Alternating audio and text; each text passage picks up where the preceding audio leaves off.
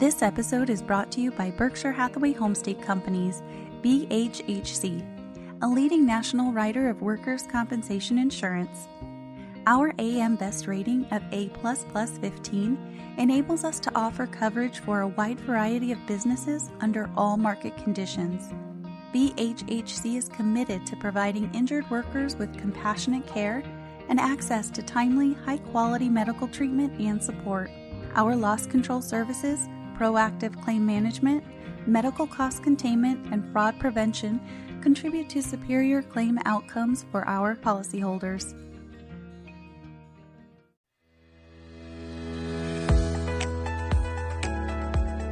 You're listening to Rancho Mesa Studio One podcast, where each week we break down complex insurance and safety topics to help your business thrive. I'm your host, Alyssa Burley, and I'm joined by Andy Roberts, Surety Group Leader with Rancho Mesa. Today we're going to talk about why contractors should have a year-end meeting with their surety company and agent. Andy, welcome to the show. Thank you guys for having me. Of course. So you recently wrote an article encouraging business owners to meet with their surety team at the end of the year. So why is it important for contractors to schedule a meeting with their surety company and agent early in the new year after completing year-end financials? So, on the surety side of things, it's still a very, personal business where we like to sit down in person and with our underwriters and our contractors to really connect with them one-on-one, sit down and talk to them about their past performance, like what the financials look like, how the company performed last year, and then also get an idea of what those financial metrics that look like, and then also an idea of what is coming in the future. All right. So what kind of key financial indicators should contractors review with their surety team to determine bond capacity limits?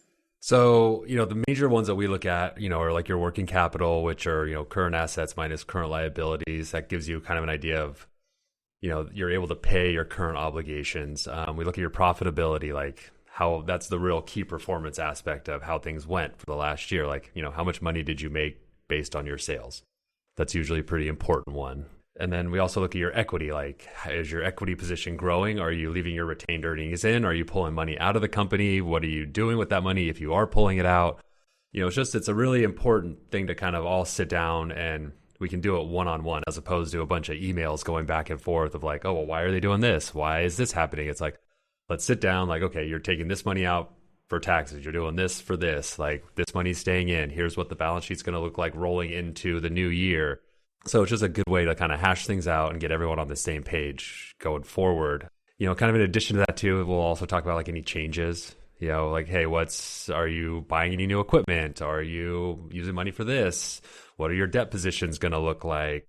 And then we also want to go back through like the WIP and talk about, hey, here's the bonded projects we did last year. Like, how are they performing? Like, okay, we wrote this bond last summer. Like, how's it looking through 6 months? Like, is this going to be a good project for you? Or like, look at, hey, this project you show you're losing money on, like what's going on there? Is that trend going to continue or is it going to turn into profitable by the time it's completed? So I don't know. There's a lot to cover in those meetings. Yeah. And sometimes it's easier just to have the conversation than to try to fill out a form or type it all out in an email. It's just easier to have that one-on-one. Yeah. And I feel like too, things can just get lost via email. Like, hey, the contractor might not answer the question the exact right way that the underwriter wanted to see it. And then we're trying to figure, things just get mixed that way. So it's easier just to knock it out this way. Yeah, that makes sense. So beyond reviewing past performance, what future-oriented topics should be discussed during the year-end meeting with the surety company? So, first and foremost, we usually like to talk about like the limits that we have in place. So like they usually have a single and aggregate limit, which are for like their day-to-day bonding needs. We're like, hey, are those still going to be sufficient for you, for next year? What kind of projects do you see coming up?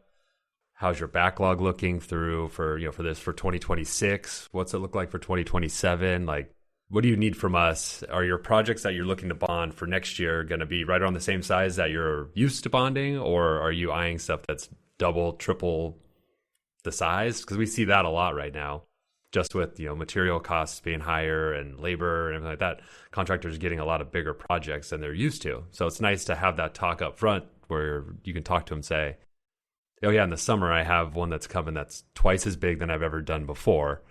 And so we can get ahead of it right then during that meeting and get everyone prepped and ready for when it's coming down the road. So it'll be a lot easier process to get approved. Yeah, there aren't any surprises at the last minute. Yeah, no one likes surprises. So it's good to be up in front about them. All right. Well, Andy, if listeners have questions about their Surety program, what's the best way to get in touch with you? So I can be reached at 619-937-0166 or at aroberts@ranchomesa.com. All right. Well, Andy, thanks for joining me in Studio One. Thank you guys for having me. Thanks for tuning in to our latest episode produced by Studio One. If you enjoyed what you heard, please share this episode and subscribe. For more insights like this, visit us at ranchomesa.com and subscribe to our weekly newsletter.